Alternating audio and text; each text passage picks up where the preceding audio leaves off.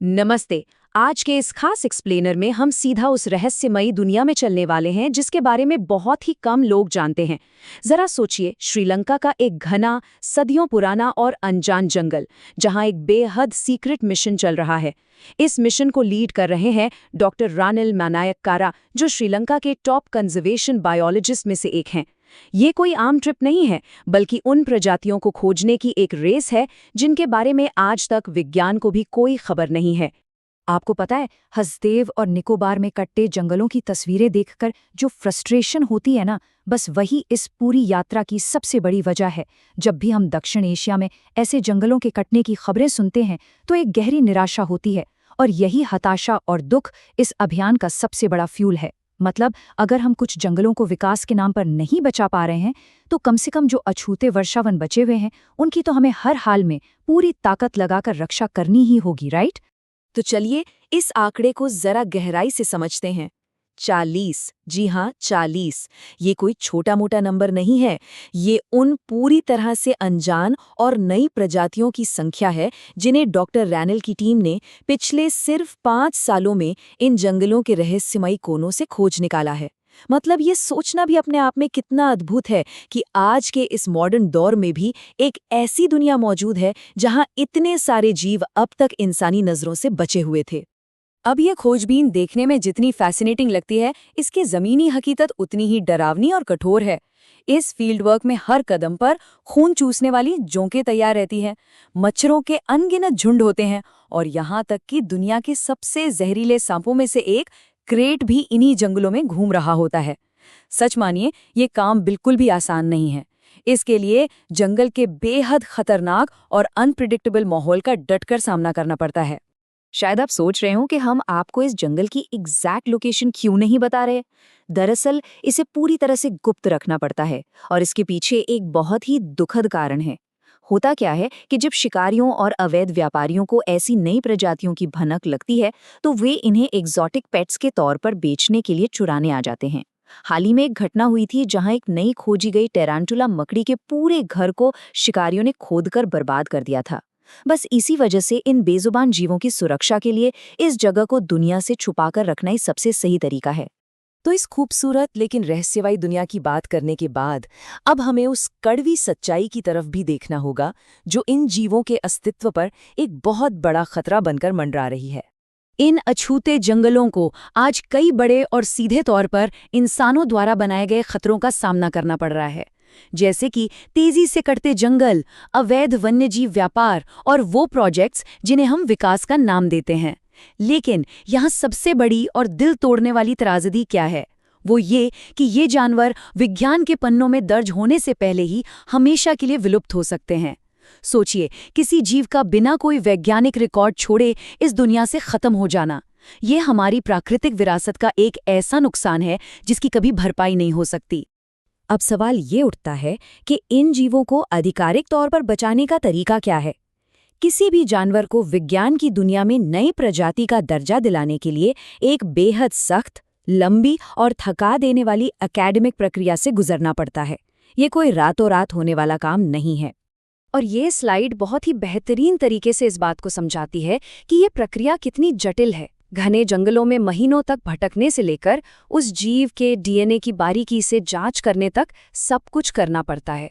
और अंत में आती है सबसे बड़ी चुनौती, नेचर या साइंस जैसी दुनिया की टॉप इंटरनेशनल जर्नल्स में अपनी रिसर्च को पब्लिश करवाना। ये कदम न सिर्फ बहुत मुश्किल है, बल्कि बहुत ज़्यादा महंगा भी होता है।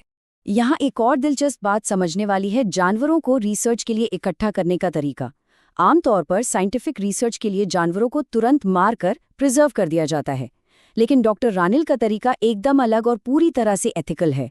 उनकी टीम जीव को जिंदा पकड़ती है और उसकी प्राकृतिक मृत्यु का बड़े धैर्य के साथ इंतजार करती है।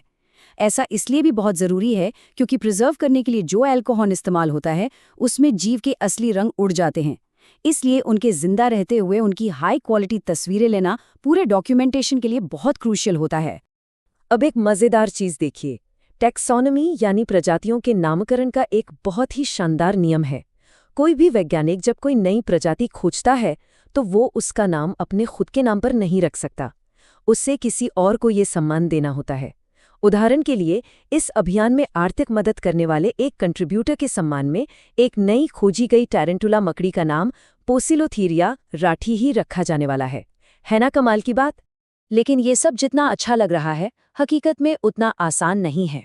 अब हमें उस कठोर आर्थिक सच्चाई की बात करनी होगी जिसने इस पूरे कंजर्वेशन अभियान की रफ्तार पर ब्रेक लगा दिया है। कोविड-19 महामारी के बाद से बेयर जैसी संस्थाओं के लिए मिलने वाली वित्तीय सहायता या फंडिंग लगभग पूरी तरह से सूख चुकी है। अब इस स्लाइड के बारे में जो चीज़ सबसे ज़्यादा दिलचस्प है वो ये है कि इसमें सिर्फ एक सिंगल जानवर को खोज के उन 6 वैज्ञानिक चरणों से गुजारने का पूरा खर्च दिखाया गया है, जो करीब 5 लाख रुपए आता है। ये बजट कैसे बढ़ता है? फील्ड असिस्टेंट्स की सैलरी और ट्रांसपोर्ट, दुनिया भर के म्यूजियम्स में जाकर पुरानी प्रजातियों से तुलना करने का खर्च, लैब के लिए हाईटेक कैमरे और माइक्रोस्कोप, रिसर्च पेपर पब्लिश करने की भारी भरकम फीस और जमीनी सतह पर लोगों में जागरूकता फैलाने का खर्च। ये पूरा प्रोसेस फाइनेंशियली बहुत डिमांडिंग है। अब हम इस एक्सप्लेनर के सबसे काउंटर इंटुइटिव या कहें तो सबसे हैरान करने वाले हिस्से की तरफ बढ़ते हैं। यहाँ एक बहुत ही वाजिब और बड़ा सवाल सामने आता है जो अक्सर लोगों के दिमाग में खटकता है। आखिर कागजी डॉक्यूमेंटेशन पर हजारों डॉलर क्यों खर्च किए जाएं? क्यों ना उस पैसे का इस्तेमाल सीधे तौर पर जंगल को बचाने के लिए कर लिया जाए? ये सवाल पर्यावरण संरक्षण की असली दुनिया में काम करने के तरीके को सीधे चुनौती देता है। चलिए समझते हैं ऐसा क्यों है। आइए अगली स्लाइड पर चलते हैं और देखते हैं कि ये पूरा प्रोसेस एक चेन रिएक्शन कैसे बनाता है। सबसे महत्वपूर्ण बात यह है कि जब तक कोई साइंटिफिक रिसर्च पेपर पब्लिश नहीं होता, सरकार की नज़रों में उस प्रजाति के होने का कोई प्रूफ ऑफ लाइफ या आधिकारिक सबूत नहीं होता।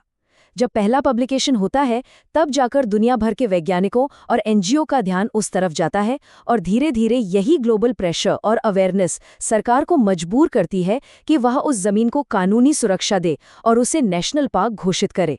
मतलब बिना एक पब्लिश्ड दस्तावेज के जमीन को बचाना व्यावहारिक रूप से असंभव है।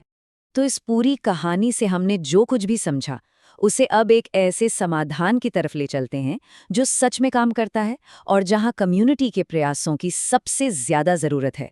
लगभग $6,000 या कहें तो 5 लाख रुपए, ये वो स्पेसिफिक अमाउंट है जो किसी एक नई प्रजाति के पूरे डॉक्यूमेंटेशन को अकेले फंड करने के लिए चाहिए होता है। और जैसा कि हमने पहले देखा, जो भी व्यक्ति या संस्था ये योगदान देती है, उसे विज्ञान की दुनिया में हमेशा के लिए उस प्रजाति का नामकरण अपने सम्मान में करवाने का अधिकार मिल जाता है। एक ऐसा लेगेसी जो हमेशा के लिए जिंदा रहेगी। अंत में इस एक्सप्लेनर को हम एक ऐसे सवाल के साथ छोड़ना चाहेंगे जो शायद आपको सोचने पर मजबूर कर दे। यदि एक बेहद खूबसूरत और जटिल जीव विज्ञान की किताबों में अपना नाम दर्ज कराने से पहले ही इस धरती से हमेशा हमेशा के लिए मिट जाता है, तो क्या वो कभी वास्तव में अस्तित्व में था? यह विचार न केवल डराने वाला है, बल्कि यह इन छिपी हुई दुनियाओं और उनके रहस्यों को जल्द से जल्द बचाने की सख्त जरूरत की ओर इशारा भी करता है।